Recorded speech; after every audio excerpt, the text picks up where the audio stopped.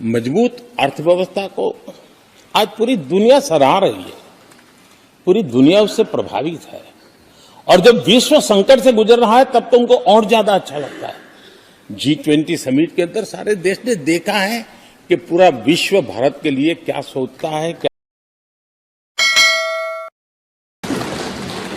और इन सारे 10 साल के कार्यकाल के अनुभव के आधार पर 5 लोग भाई भारत को बर्बाद कर रहे हैं। 5 लोग बताऊं?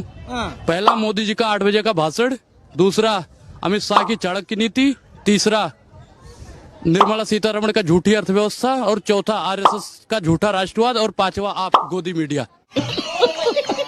लेकिन ये सरकार किसके लिए काम कर रही है? नौजवान कहता है नौकरी दे दो, सरकार कहती है पैसा नहीं है, अग्निवीर लेके 4 साल की नौकरी करो। भारत की सेना कहती है पैसा दे दो, सरकार कहती है तुम्हारे बजट का 63,000 करोड़ रुपए कम करेंगे।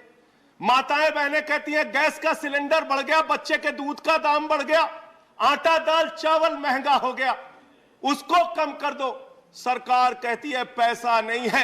किसान कहता है फसल का दाम दे दो, फसल का दाम दे दो, सरकार कहती है पैसा नहीं है।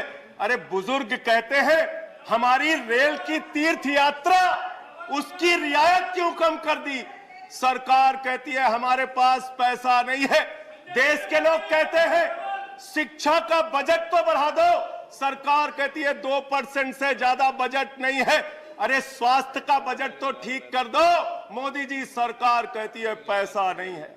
मान्यवर ये पैसा गया कहां, किसके पास गया ये पैसा? अरे ये पैसा गया नरेंद्र मोदी जी के मित्रों के पास गया, मित्रों के पास गया। मैं आपको बताता हूं मान्यवर कहां कहां गया। 20,000 करोड़ रुपए लेके नीरव मोदी मेहुल चौकसी भाग गया, 10,000 करोड़ रुपए लेके विजय माल्या भाग गया, 3,000 करोड़ रुपए लेके ललित मोदी भाग गया, 6,000 करोड़ लेके नितिन संदेशरा भाग गया। और ये मेरी जानकारी नहीं है, ये मेरी जानकारी नहीं मान्यवर, इस सरकार ने बताया पूंजीपतियों का 11 लाख करोड़ रुपए माफ किया। 11 लाख करोड़ रुपए आप जीरो लगाते लगाते थक जाएंगे मान्यवर, इतना पैसा इन्होंने पूंजीपतियों को माफ किया। और इस सरकार को एक सनक है, इस सरकार को एक सनक है, मोदी सरकार को एक सनक है, उसको ये सनक है हमको अपने मित्र को अमीर बनाना है, हमको अपने मित्र को अमीर बनाना है, हमको अपने मित्र को दुनिया का सबसे बड़ा अमीर बनाना है। और मालूम है मान्यवर उसको कितना कर्जा दिया इस सरकार ने? 2.5 लाख करोड़ रुपए, 2.5 लाख करोड़ रुपए मान्यवर, 2.5 लाख करोड़ रुपए। जीरो लगाते लगाते थक जाएंगे। एक इंसान को 2.5 लाख करोड़ रुपए और बच्चे के दूध पे टैक्स लगाते हो, आटा दाल चावल पे टैक्स लगाते हो, हिंदुस्तान के गरीब आदमी का खून चूसने का काम करते हो। सरकार किसके लिए चल रही मान्यवर? यह सरकार किसके लिए चल रही है? इसको ध्यान से हमें सोचना पड़ेगा। जब हम इसी सदन में किसान के काले कानून का विरोध कर रहे थे, हमें सस्पेंड करके बाहर कर दिया गया। 1 साल के बाद ये सरकार कहती है अब हमें होश आ गया, हमारी तपस्या में कमी रह गई, हम काला कानून वापस ले रहे हैं। क्यों भाई? 1 साल पहले कानून वापस ले लेते तो 750 किसानों को शहीद नहीं होना पड़ता। आदियों की सरकार चल रही है, पूंजीपतियों की गुलामी करने वाली सरकार चल रही है, जो इस देश के अंदर महंगाई बढ़ाने का काम करती है।